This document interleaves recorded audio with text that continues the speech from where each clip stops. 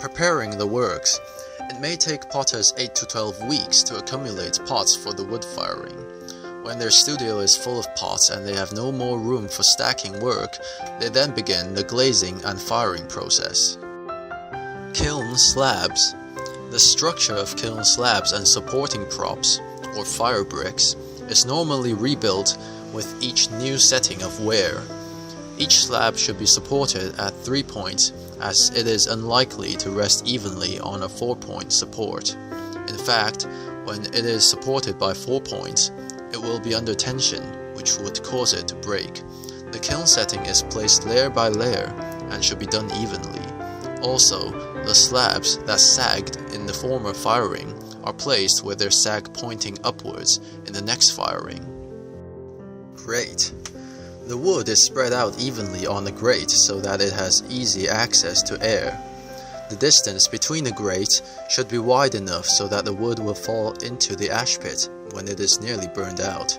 Otherwise, it will block the access of primary air. The grates are normally made of fireclay bars because they are more durable. The ash pit should be as big or bigger than the space above the grate because a thick layer of ember is needed to preheat the primary air. A mouse hole letting air into the bottom of the ash pit can regulate the thickness of the embers. To have better and safer results, we should spread the mass uniformly throughout the kiln. In addition, if certain areas of the kiln tend to fire cooler, load them less densely on future firings. Last but not least, a small hand lever for bigger sized kilns is strongly recommended to be used to ensure the posts are vertical before the shelves are placed. Kiln slabs.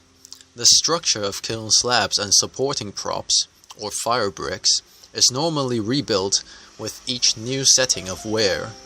Each slab should be supported at 3 points, as it is unlikely to rest evenly on a 4-point support. In fact, when it is supported by 4 points, it will be under tension, which would cause it to break. The kiln setting is placed layer by layer and should be done evenly. Also, the slabs that sagged in the former firing are placed with their sag pointing upwards in the next firing. Test specimen. To know when the maturing temperature is reached, firemasters would draw their biscuits and check the results. It is done when firemasters know that the temperature is reaching the highest they are looking for. Under such circumstances, they would do their checking by collecting a piece from the kiln with a crooked iron rod. The glazed test piece taken out of the kiln will show the condition of the glazed ware inside. If the glazed surface is still rough, the firing should be continued as the clayworks are not properly glazed yet. Then, from the look of the first test piece, the firemasters can judge when to draw the next test piece. This process goes on until the ideal temperature is reached. When the maturing temperature is reached, it can start the process of sealing.